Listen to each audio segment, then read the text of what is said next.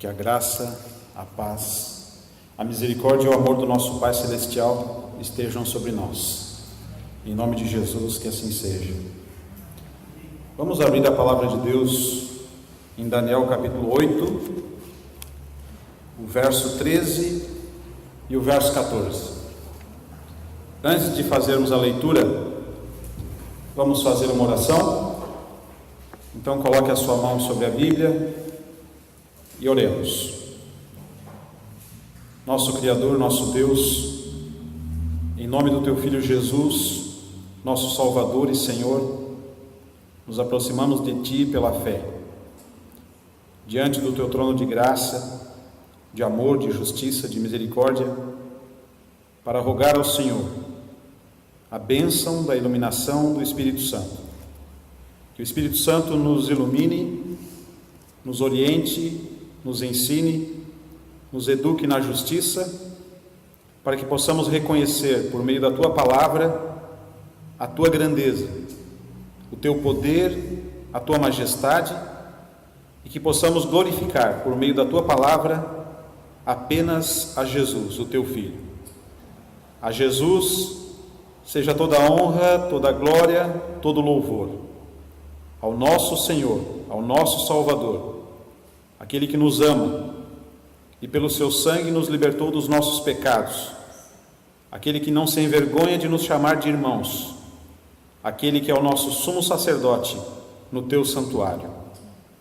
Pedimos, Senhor, que abençoe cada pessoa que está aqui nesta noite, que o teu Espírito Santo fale ao coração de cada um de nós, a tua igreja reunida na tua casa de oração, que possamos receber a influência benfazeja do Espírito eterno, do Espírito de Deus.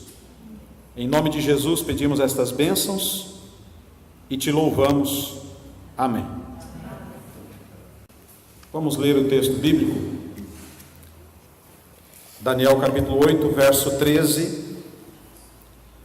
Depois ouvi um santo que falava e disse outro santo àquele que falava: até quando durará a visão do costumado sacrifício e da transgressão assoladora, visão na qual era entregue o santuário e o exército, a fim de serem pisados?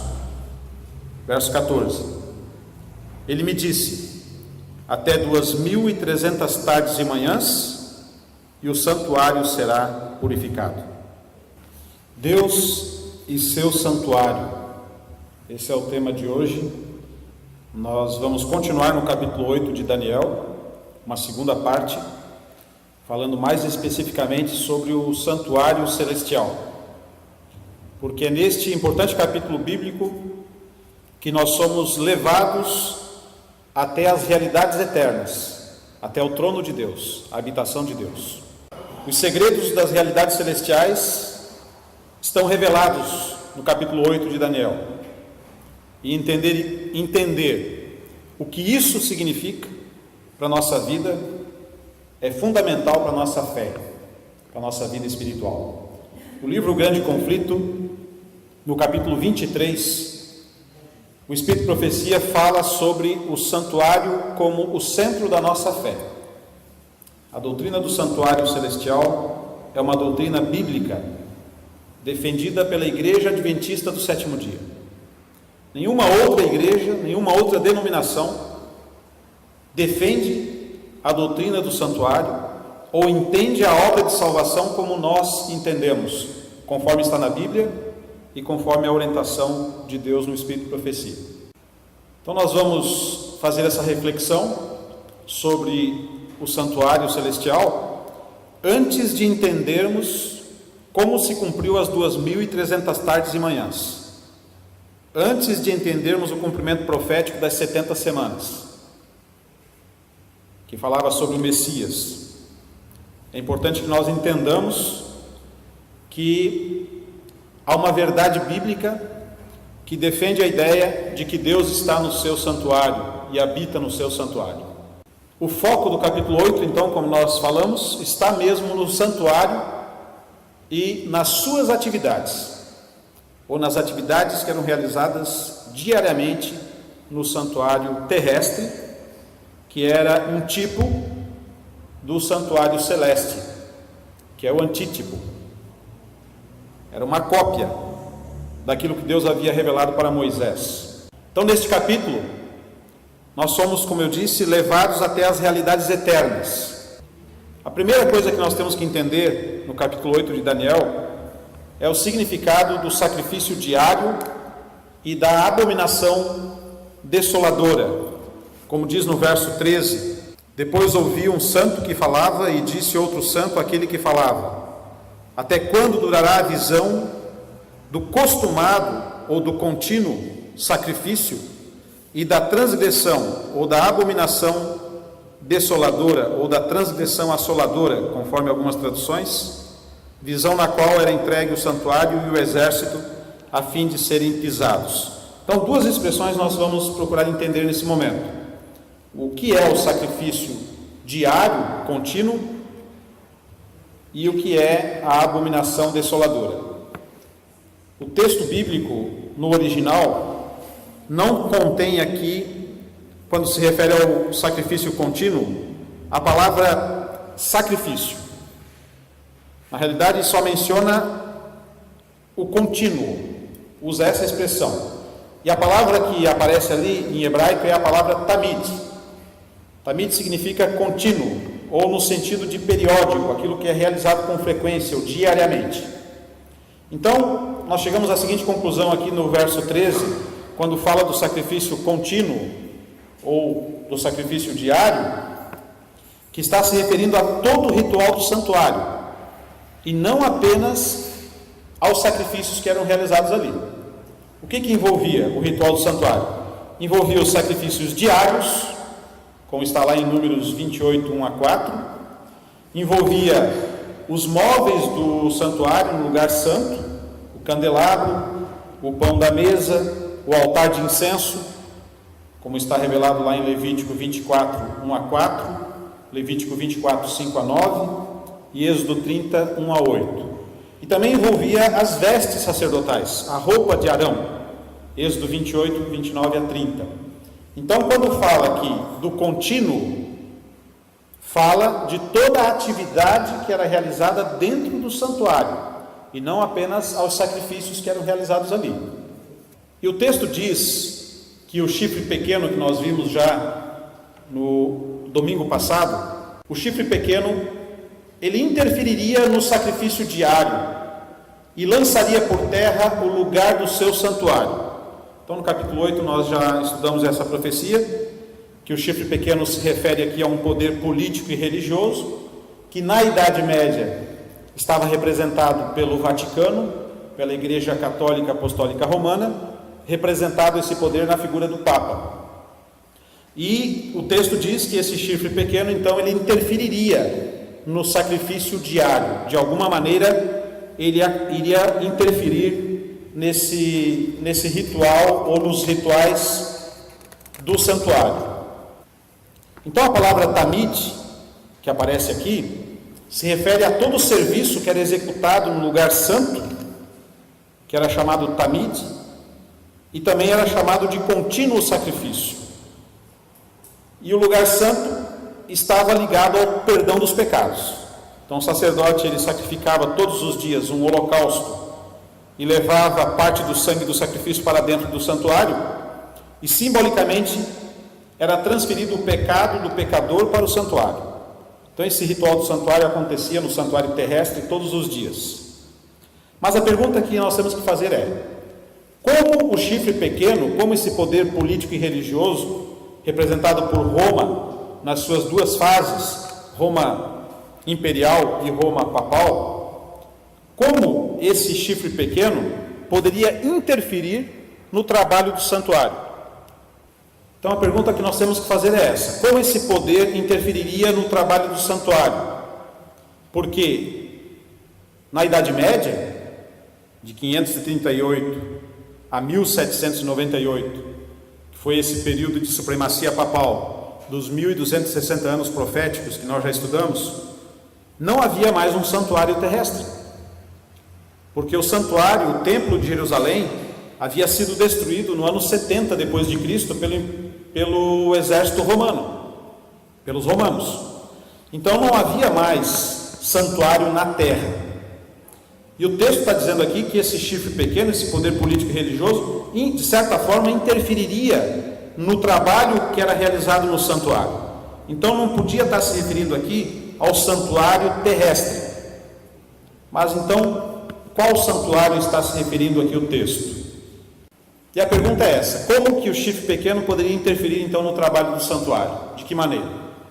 O livro de Hebreus, no capítulo 8, verso 1 e 2, diz: ora, o essencial das coisas que temos dito é que possuímos tal sumo sacerdote que se assentou à destra do trono da majestade nos céus, como ministro do santuário e do verdadeiro tabernáculo que o Senhor erigiu, não o homem.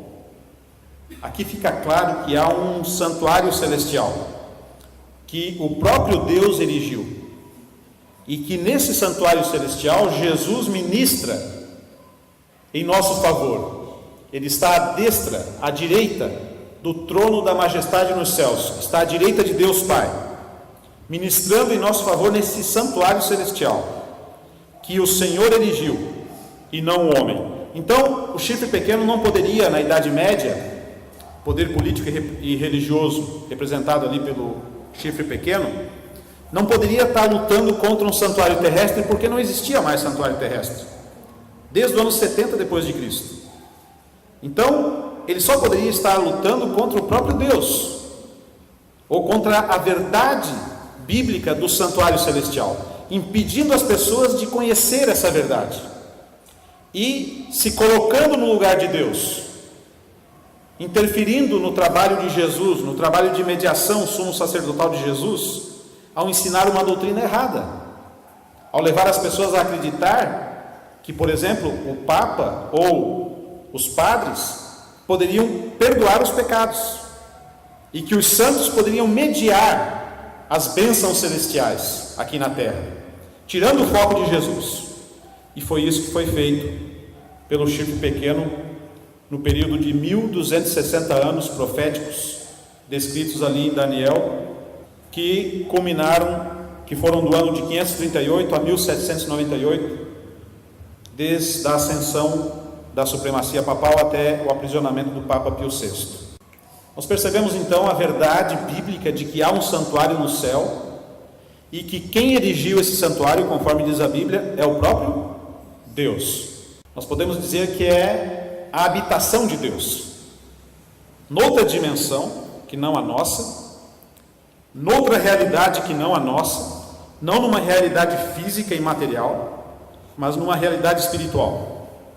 A Bíblia fala que Deus é Espírito, a Bíblia fala que Deus é luz, que Deus é amor, que Deus é eterno. Deus não tem, Ele é, e que Ele é incriado, Ele é autoexistente, existente por si mesmo, sempre existiu. E nessa dimensão espiritual existe um santuário, existe um templo no céu, onde o Senhor habita num alto e sublime trono, como diz o profeta Isaías, e como diz o profeta Isaías, o profeta Daniel, o profeta João no Apocalipse. Ao redor desse trono existem milhares e milhares, miríades e miríades de seres espirituais que Deus criou, que são os anjos celestiais. É uma outra realidade que vai além da nossa compreensão, vai além dos nossos sentidos. Nós não podemos captar. Nós vivemos num mundo tridimensional. Nós vemos as coisas na sua largura, na sua altura e na sua profundidade. E dizem os cientistas que estudam física quântica, que há uma possibilidade, uma grande possibilidade, de existirem universos paralelos ao nosso. Só que seriam universos que teriam até 11 dimensões, onde você poderia aparecer, desaparecer, onde você poderia voar, onde você poderia ver o que se passa num universo de 3 dimensões, mas o universo de 3 dimensões não pode ver o que acontece no universo de 11 dimensões.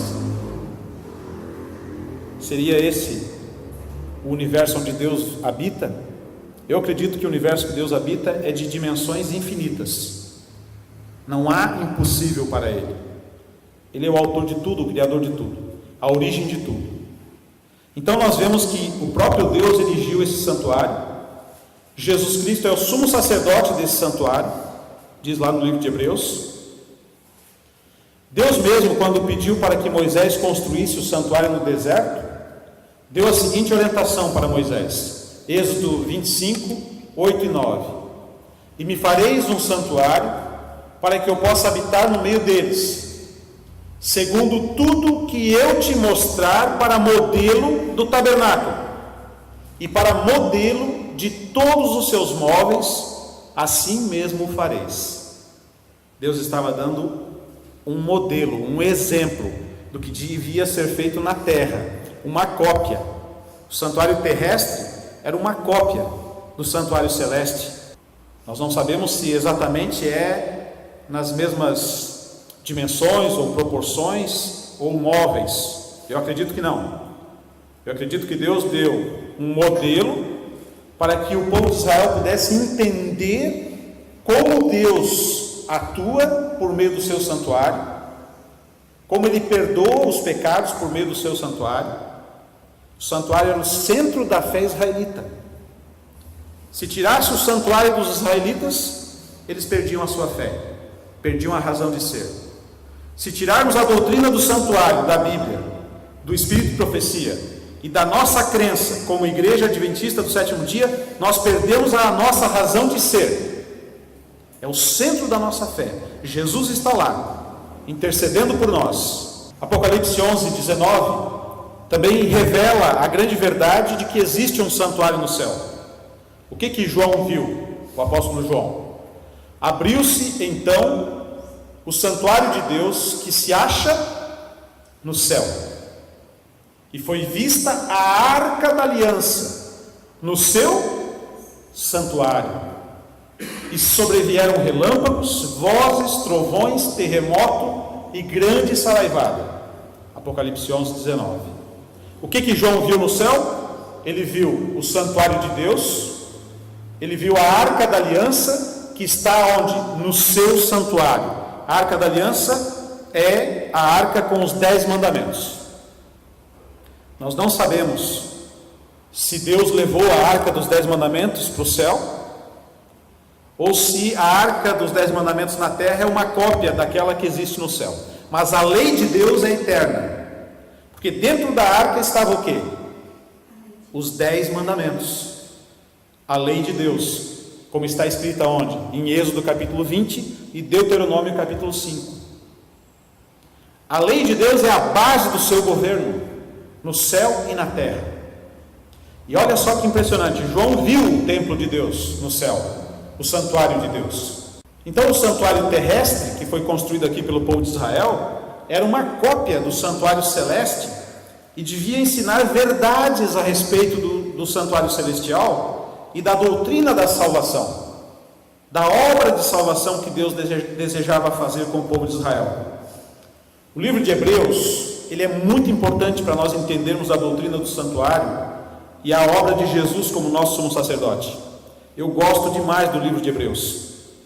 Eu acredito que se nós não tivéssemos a Bíblia toda, mas tivéssemos apenas o livro de Hebreus, nós seríamos capazes de entender a obra da salvação. Porque o livro de Hebreus é praticamente um evangelho profético da obra de salvação. As pessoas costumam olhar para Jesus como aquele que morreu na cruz, como aquele que ressuscitou dos mortos, como aquele que viveu aqui 3 anos nesse planeta, realizou inúmeros milagres, infinitos milagres. Por onde Jesus passava, vilas inteiras eram beneficiadas pelos seus dons de cura e salvação. As pessoas olham para a salvação no passado, o que Jesus fez por mim. Mas e hoje? Depois de 2000 anos, depois de mais de 2000 anos, que Ele realizou a sua obra de salvação na cruz do Calvário, que Ele ressuscitou dos mortos, o que Ele faz por nós hoje? A doutrina do santuário celestial ensina que Jesus faz por nós hoje. Ele intercede por nós junto ao Pai. Não que o Pai não nos ame, pelo contrário, o Pai nos ama, por isso que Ele proveu o sacrifício.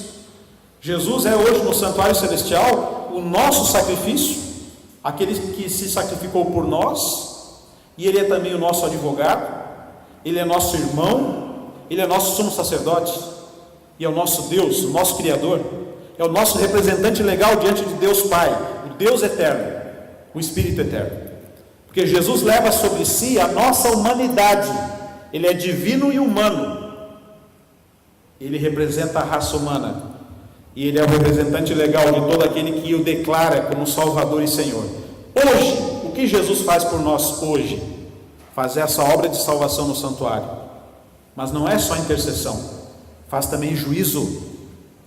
Nós vamos ver no texto, no versículo 14 do capítulo 8 de Daniel, que há um tempo de juízo, há um tempo do fim, em que vai começar o juízo, ou que iria começar o juízo. Após 2.300 tardes e manhãs, o santuário onde Jesus atua será purificado. Quando se cumpriu isso? Nós vamos estudar ainda, mas nós podemos declarar com certeza que no ano de 1844, no dia 22 de outubro de 1844, exatamente no dia que coincide com o dia da expiação no calendário hebraico, Yom Kippur, 22 de outubro, justamente nessa data, acabaram os 2.300 anos proféticos, e começou o tempo do fim, começou o tempo de juízo, onde Jesus atua no santuário celestial, para nos limpar de todo o pecado, para nos apresentar justificados diante de Deus Pai, para que quando nós morrermos, ou quando Ele voltar, nós possamos estar salvos, possamos herdar a vida eterna. Essa verdade nós vamos estudar de maneira mais profunda no domingo que vem. Mas vamos voltar aqui ao santuário. O que diz ainda o livro de Hebreus, no capítulo 8, no versículo 4 a 6. Ora, se ele estivesse na terra, se referindo a Jesus, nem mesmo o sacerdote seria, visto existirem aqueles que oferecem os dons segundo a lei, os quais ministram em figura e sombra das coisas celestes, assim como foi Moisés divinamente instruído quando estava para construir o tabernáculo, pois diz ele: vê que faças todas as coisas de acordo com o modelo que te foi mostrado no monte. Agora, com efeito, obteve Jesus ministério tanto mais excelente, quanto ele é também mediador de superior aliança, instituída com base em superiores promessas. Olha o que diz o final do versículo. Agora, com efeito, obteve Jesus ministério tanto mais excelente, quanto é ele também mediador de superior aliança. Aqui no livro de Hebreus está contrastando o santuário terrestre com o santuário celeste. A obra dos sacerdotes aqui na terra com a obra de Jesus no céu. E diz que Jesus, ele é o mediador de superior aliança. Essa aliança que foi firmada com o seu próprio sangue na cruz do Calvário, que deu o direito a Jesus de ser nosso representante, que deu o direito legal diante de todo o universo para que Jesus fosse de fato o nosso ministro. Diz aqui que ele obteve, Jesus, ministério tanto mais excelente. Que ministério é esse? Ministério sumo sacerdotal. Porque no santuário terrestre, o sumo sacerdote, somente o sumo sacerdote entrava no lugar santíssimo, onde estava a arca da aliança, e o propiciatório, que era a tampa que ia sobre a arca da aliança, com 2 querubins esculpidos, e onde aparecia a Shekinah, a glória de Deus.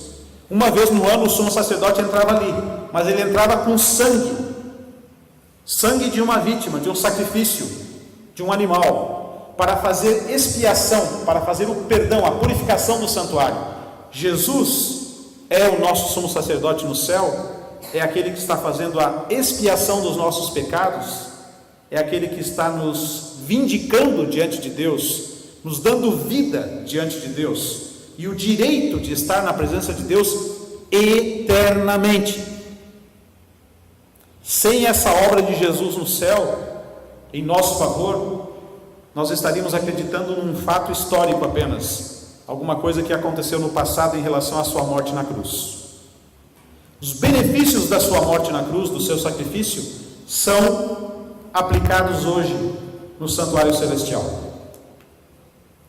Ainda no livro de Hebreus, no capítulo 9, verso 11 a 14, detalha mais ainda essa obra de mediação de Jesus no santuário celestial. Quando, porém, veio Cristo como sumo sacerdote dos bens já realizados, veio Cristo como sumo sacerdote, mediante o maior e mais perfeito tabernáculo. Olha só. Não feito por mãos, quer dizer, não desta criação, não deste mundo, não por meio de sangue de bodes e de bezerros, mas pelo seu próprio sangue, entrou no Santo dos Santos, sumo sacerdote, uma vez por todas, tendo obtido eterna redenção. Amém? Jesus é o nosso sumo sacerdote, que entra no santuário celestial, diante da presença de Deus, Pai Todo-Poderoso, Criador e Mantenedor de todas as coisas, doador da vida, com o seu próprio sangue, porque as marcas nas suas mãos, nos seus pés, na sua fronte, nas suas costas, toda cicatriz, cada cicatriz que Jesus recebeu aqui neste mundo, está no seu corpo humano e divino. E ele se apresenta como o Cordeiro de Deus que tira o pecado do mundo, no lugar santo dos santos, onde Deus está, onde está a arca da aliança de Deus, a sua lei, mas sobre a lei está o propiciatório, a sua misericórdia, o seu perdão. E Jesus se apresenta com o seu próprio sangue e entra no Santo dos Santos uma vez por todas, para obter o quê? Eterna redenção. Portanto, continua o texto, se o sangue de bodes e de touros e a cinza de uma novilha, aspergidos sobre os contaminados, os santificam, quanto à purificação da carne, muito mais o sangue de Cristo, sem mácula, o sangue de Cristo, que pelo Espírito eterno, a si mesmo se ofereceu sem mácula a Deus, purificará a nossa consciência de obras mortas, para servirmos ao Deus vivo. O sangue de Jesus é muito mais eficaz do que o sangue dos animais do santuário terrestre, porque é uma vez por todas que ele foi oferecido. É um sacrifício eterno. E esse sangue nos dá o direito de aparecer diante de Deus sem mácula, purificados na consciência, para produzirmos obras dignas de arrependimento, para servirmos ao Deus vivo. Ainda no livro de Hebreus, capítulo 9, verso 24, deixa ainda mais claro essa verdade de que Jesus está atuando em nosso favor no santuário celestial. O que diz lá? Porque Cristo não entrou em santuário feito por mãos humanas, figura do verdadeiro. Jesus não entrou no templo de Jerusalém, pelo contrário, quando Jesus morreu na cruz e clamou, Lama, lama, eli sabatani, quando ele disse, Deus meu, por que me desamparaste? O véu do santuário, o véu do templo de Jerusalém, se rasgou de alto a baixo, o véu que separava o lugar santo do lugar santíssimo. Agora, diz Paulo, nós adentramos no santuário de Deus, no santuário celestial pela fé. Toda vez que nós dobramos os joelhos e oramos em nome de Jesus, nós adentramos diante do trono de Deus pela fé, por meio da carne de Jesus, que é o véu. O véu é a própria carne de Jesus. E nós entramos diretamente na presença de Deus, não precisamos de nenhum outro intercessor, de nenhum outro mediador, e muito menos de um ser humano, para nos mediar na presença de Deus. Jesus, então, ele aparece aqui, entrando, porém, no mesmo céu, para comparecer agora por nós diante de Deus. Olha que clareza de verdade. Jesus não entra em santuário feito por mãos humanas, mas entra no mesmo céu para comparecer a Deus por nós, em nosso favor. Quando Cristo subiu aos céus, após a ressurreição, ele entrou no santuário e passou a ministrar nele como sumo sacerdote. E no ano de 1844, no final dos 2.300 anos proféticos de Daniel 8,14, ele passou a ministrar como nosso sumo sacerdote, fazendo uma obra de juízo, de purificação do santuário. Mas como que isso se dá? Por isso nós temos que ter fé e confiança hoje, quando nós somos acusados, seja por quem for, e até pelo próprio Satanás, de que nós somos pecadores sim.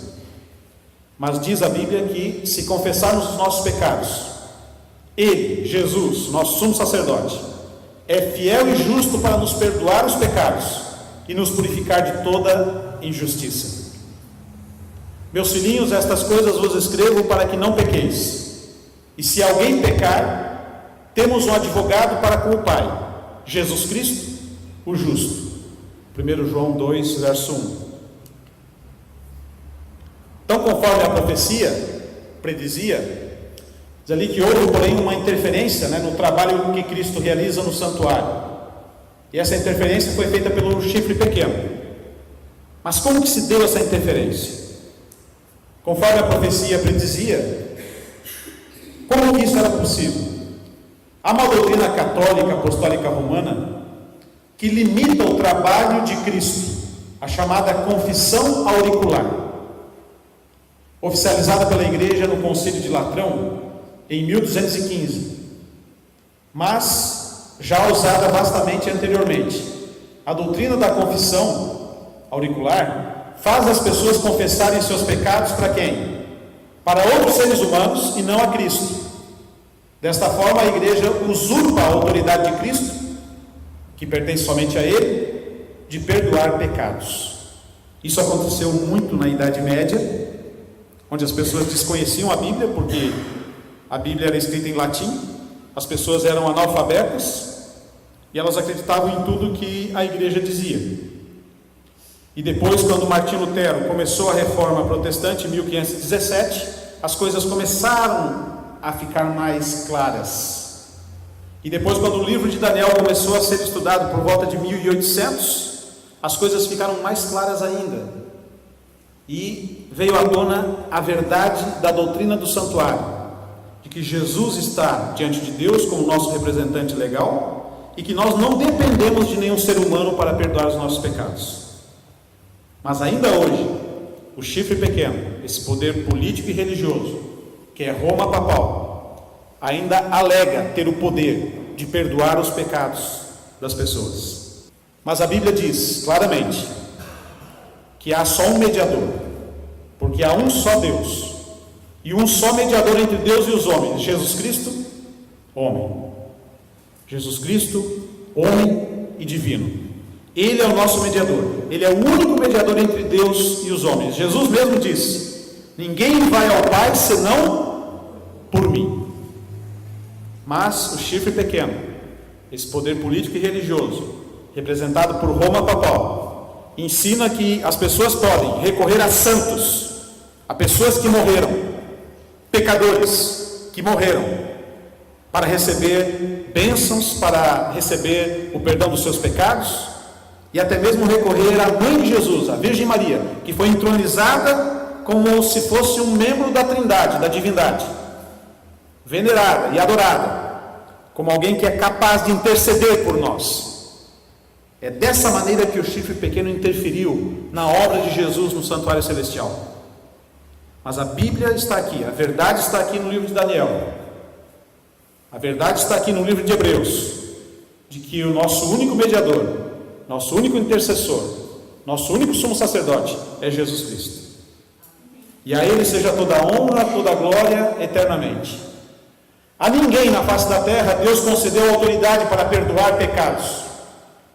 Nem a igreja, nem os seus sacerdotes têm esse direito de perdoar pecados. Isso não é bíblico. Isso é uma obra de Satanás para desviar a atenção das pessoas do verdadeiro perdão que está em Jesus, da verdadeira obra de salvação que Jesus faz por nós no santuário celestial. O sacrifício diário, diz ali, ou contínuo, foi retirado e em seu lugar foi posta uma abominação desoladora. Durante esse período de supremacia papal, de 538 a 1798, dos 1260 anos proféticos, conforme está no livro de Daniel. Nesse período houve a intronização da doutrina da confissão auricular, houve a entronização da doutrina da intercessão e da mediação de todos os santos, e as pessoas desconheciam completamente essa obra de salvação que Jesus fazia por elas. Estava profetizado que seria assim. Estava profetizado por Daniel que esse chifre pequeno, esse poder político e religioso, conseguiria desviar a atenção das pessoas de verdades eternas. Mas, no final dos 2300 anos proféticos, essa verdade seria restaurada. Nós estamos aqui hoje, estudando essa verdade, vendo em Jesus aquele que morreu por nós, que ressuscitou por nós, mas que vive para interceder por nós, como diz o livro de Hebreus, e não se envergonha de nos chamar de irmãos na presença de Deus Pai, e nos dá o direito de chegar pela fé diante do trono de Deus. Então a resposta a esse problema está ali em Daniel 8, verso 13. Até quando durará a visão do sacrifício diário e da transgressão assoladora, visão na qual é entregue o santuário e o exército? O exército aqui são os fiéis seguidores da palavra de Deus, a fim de serem pisados pelo chifre pequeno. Até quando isso aconteceria? A visão era terrível e assustadora, e a resposta foi até 2.300 tardes e manhãs e o santuário será purificado. Esse tema nós vamos ver domingo que vem de maneira mais detalhada, entender essa profecia dos 2.300 anos proféticos. Mas tem 3 perguntas lá no texto que nós lemos, 3 perguntas em uma. A pergunta é: até quando o contínuo será suplantado pela abominação desoladora? Até quando o santuário será pisado pelo chifre pequeno? Até quando o povo de Deus seria pisado também pelo chifre pequeno? A resposta foi dada pelo outro anjo que falava. Tinha 2 anjos conversando um com o outro, e o outro anjo respondeu para o anjo que estava falando. Ele deu a resposta: até 2.300 tardes e manhãs, e o santuário será purificado. Daniel 8,14. A pergunta envolve algumas questões que precisam ser respondidas. O segredo da resposta está na palavra traduzida como purificado. O santuário será purificado. A resposta do anjo envolve várias condições que necessitam de conserto. O povo de Deus precisaria deixar de ser pisado pelo chifre pequeno. Isso aconteceu quando o Papa Pio VI foi aprisionado por Berthier, o general do exército de Napoleão Bonaparte, em 1798, no final dos 1260 anos proféticos. O contínuo, que é o sacrifício ou todos os rituais que aconteciam no santuário, que eram chamados de contínuo. A palavra aqui é a palavra tamid, em hebraico. Não tem a palavra sacrifício no original. Na Bíblia está lá o contínuo sacrifício, mas está se referindo aqui a todos os serviços do santuário. O contínuo, ou todos os serviços do santuário, deveriam tomar o lugar da abominação desoladora, ou seja, deveriam ser restaurados. É uma verdade que deveria ser restaurada. Isso começou depois de 1844, com o surgimento do movimento milerita, depois do movimento adventista do sétimo dia, e com o surgimento da igreja adventista do sétimo dia, que é a única igreja no mundo que restaurou a verdade do santuário celestial. Finalmente, o santuário precisaria ser limpo ou purificado. Nós estamos falando aqui do santuário celestial, mas aí nós temos um problema. Como que um local santo, habitação de Deus, está contaminado? É muito simples. Nós lemos ali em Hebreus 9, 22, 23, e quase todas as coisas, segundo a lei, se purificam com sangue, e sem derramamento de sangue não há remissão, de sorte que era bem necessário que as figuras das coisas que estão no céu assim se purificassem, mas as próprias coisas celestiais, olha só o final do verso, mas as próprias coisas celestiais com sacrifícios melhores do que estes. Ou seja, as próprias coisas celestiais precisam se purificar com sacrifícios melhores do que aqueles que eram feitos no santuário terrestre. E o sacrifício é de quem? De Cristo. As coisas celestiais necessitam também de purificação, segundo o texto. Veja o que diz lá no Salmo 56, verso 8. Tu contaste as minhas vagueações, põe as minhas lágrimas no teu odre, não estão elas no teu livro? Há um registro no céu das nossas lágrimas, do nosso sofrimento. Isaías 65, 6 e 7 diz: Eis que está escrito diante de mim as vossas iniquidades, e juntamente as iniquidades de vossos pais, diz o Senhor. Está escrito aonde? Diante de Deus. Todos os pecados, todos os nossos pecados e os pecados dos nossos pais estão registrados diante de Deus. Diz lá em Daniel 7:10 que assentou-se o juízo e abriram-se os livros de registro. Apocalipse 20, verso 12 diz: abriu-se outro livro, que é o da vida, e os mortos foram julgados pelas coisas que estavam escritas nos livros, segundo as suas obras. Então aqui está dando claramente a ideia de que há registros dos nossos pecados e das nossas obras, e até das nossas lágrimas, diante de Deus. Existem registros no céu. Então é aí que vem a necessidade de purificação do santuário. Jesus está fazendo essa obra de purificação do santuário no céu hoje, perdoando definitivamente os nossos pecados.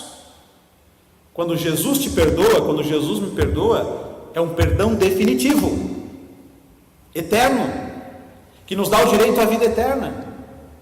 Ele apaga as nossas transgressões, eu diria assim, um cancelamento dos nossos registros, dos nossos pecados no céu, e diante de Deus nós aparecemos como se nunca tivéssemos pecado. Era isso que acontecia no dia da expiação. Todos os horríveis pecados cometidos pela humanidade estão registrados nos livros celestiais, sujando e contaminando o santuário. Por isso é necessária uma obra de purificação. E quem está fazendo essa obra de purificação é Jesus, por meio do seu sangue, por meio da sua mediação sumo sacerdotal. Durante todo o ano os pecados do povo eram acumulados simbolicamente no tabernáculo, no santuário terrestre. Quando a pessoa pecava, ela pegava uma ovelhinha, colocava a mão sobre a cabeça da ovelhinha, confessava os seus pecados, levava até o santuário. O sacerdote matava aquela ovelhinha, pegava o sangue, levava para dentro do santuário, simbolicamente aspergia aquele sangue lá dentro, e simbolicamente os pecados daquelas pessoas que confessavam as suas culpas ali, eram transferidas para o santuário. E lá no final do ano, num dia chamado Yom Kippur, dia da expiação, o sumo sacerdote entrava no santuário para fazer uma limpeza, e ele entrava com o sangue de um bode, e ele aspergia o sangue sobre o propiciatório, sobre a arca da aliança, onde tinham os 2 querubins esculpidos. E todos os pecados simbolicamente acumulados no santuário eram transferidos para aquele bode, para um outro bode chamado bode Azazel. E esse bode era levado para o deserto, ele era amarrado no deserto e ele morria lá de fome. Simbolicamente ele carregava os pecados do povo, ele levava toda a culpa. Era um símbolo de Satanás, que vai ser um dia destruído e vai levar a culpa por todo o mal que ele fez no reino de Deus e aqui nesse planeta. Então esse ritual do santuário do antigo Israel era um símbolo do dia da expiação que começou no santuário celestial a partir de 1844. Nós entendemos então que em alguma data passada, às 2.300 tardes e manhãs, o dia do Yom Kippur teria início no santuário celestial.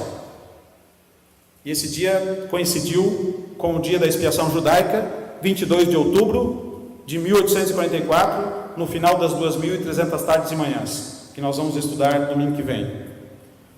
Diante de todo o universo, Deus está fazendo justiça para o seu povo. Tantos que foram mortos ou perseguidos, ou sofreram privações e maus tratos, e Deus está no seu santuário, porque o seu santuário está sendo purificado. Quando este julgamento estiver terminado, Jesus virá nas nuvens do céu para retribuir a cada um segundo as suas obras, como diz lá em Apocalipse 22, verso 13. Por isso nós estamos vivendo num tempo de juízo, que é conhecido como juízo investigativo, onde os registros de livros celestiais, com as nossas obras, com as nossas ações, até com as nossas lágrimas, estão sendo analisados, estão sendo julgados ou vindicados por Jesus, E o juízo, diz o apóstolo Pedro, começa pela casa de Deus, começa pela igreja, começa por nós. Por isso a nossa necessidade diária de depender do nosso Salvador, do nosso Senhor, do nosso sumo sacerdote. Porque nós falamos da volta de Jesus, mas no dia da nossa morte é como se Jesus tivesse voltado para nós. Por quê? Porque se a morte é um estado de inconsciência profunda, como se fosse um sono profundo, no dia da ressurreição, diz o Espírito de Profecia, que as pessoas vão ressuscitar com os mesmos pensamentos ou com os mesmos sentimentos de quando elas morreram. Quem morreu crendo em Jesus para a vida eterna, quem morreu rejeitando essa obra de salvação que Jesus faz no santuário celestial, para a destruição e horror eterno. Então, este é o significado do que algumas pessoas chamam de juízo investigativo, o tempo do juízo. Nós vivemos nesse tempo de juízo. Nós também teremos os nossos nomes passados ali no tribunal de Deus, mas nós não precisamos temer. Por quê? Romanos 8, verso 1 diz: porque nenhuma condenação há para os que estão em Cristo Jesus. Nós estamos em Cristo Jesus? Estamos de fato ligados a Jesus, crendo piamente de que Ele está realizando uma obra de salvação em nosso favor, ou aplicando os benefícios da sua obra de salvação na cruz do Calvário em nosso favor hoje, e o que Ele fará por nós no futuro. Então nós temos que olhar para Jesus como aquele que é o mesmo ontem, hoje e eternamente, aquele que fez, que faz e que fará por nós uma grande obra de salvação. Ele é o centro da nossa esperança, o centro da nossa fé, o centro da nossa salvação. Nenhum outro santo, nenhum outro mediador, nem mesmo a Virgem Maria tem o direito de se colocar entre nós e Deus Pai, porque somente um adquiriu esse direito, ao morrer na cruz do Calvário, ao ressuscitar eternamente, Jesus, o Filho eterno. É dele que nós precisamos, é nele que nós temos que nos refugiar, é a Ele que nós temos que buscar, é a Ele que nós temos que orar, a Jesus. Devemos buscar andar no Espírito e entregar a nossa vida a Cristo todos os dias, porque está escrito no livro do Apocalipse, capítulo 14, verso 7, há uma advertência para nós hoje: temei a Deus e dai-lhe glória. Temer a Deus não é ter medo de Deus, significa honrar a Deus, obedecer a Deus, servir a Deus. E dai-lhe glória, porque é vinda a hora do seu juízo. E adorai aquele que fez o céu e a terra e o mar e as fontes das águas, se remetendo claramente ao quarto mandamento da lei de Deus, aquele que criou a terra, o mar e as fontes das águas, o Criador. É a Ele que nós temos que servir, é a Ele que nós temos que temer, é a Ele que nós temos que servir, que temos que buscar, porque vinda é a hora do seu juízo. Nós vivemos num tempo de juízo, nós vivemos no tempo do fim.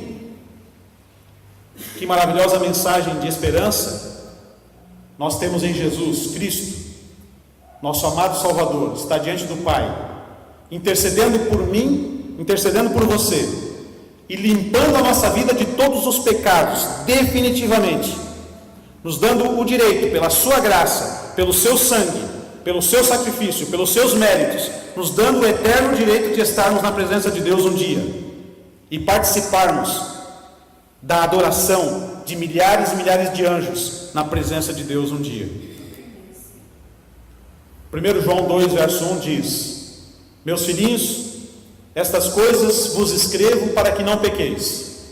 E se alguém pecar, não desanime. Nós temos um advogado para com o Pai, Jesus Cristo, o justo. Lá diante do Pai, temos o maior de todos os advogados, temos o nosso sumo sacerdote, no santuário celestial. Apocalipse 22, verso 20 diz: aquele que testifica estas coisas diz. E quem testifica essas coisas? Jesus. Jesus diz: certamente cedo venho. Amém. Ora vem, Senhor Jesus. Venha, nosso sumo sacerdote. Creiamos em Jesus, não apenas no que Ele fez por nós, mas no que Ele está realizando por nós hoje no santuário celestial. Que Deus nos abençoe. Vamos cantar o hino final, e após o hino final nós vamos fazer uma oração para terminarmos o culto.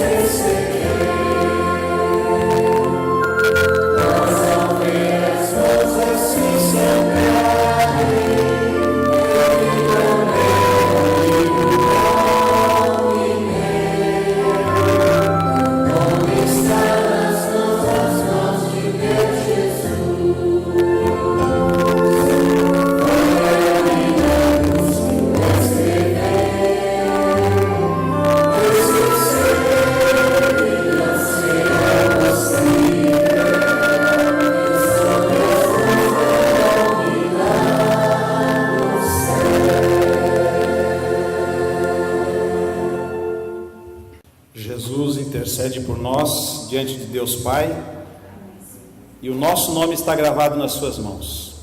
Impossível Jesus nos rejeitar. Jesus disse: aquele que vem a mim, de maneira nenhuma o lançarei fora. Vinde a mim, todos que estáis cansados e sobrecarregados, e eu vos aliviarei. Nós podemos confiar que nós temos um Salvador vivo, nós temos um Salvador eterno, que vive para interceder por nós, que nos ama, que provou que nos ama, e que está diante de Deus Pai em nosso favor. Vamos orar.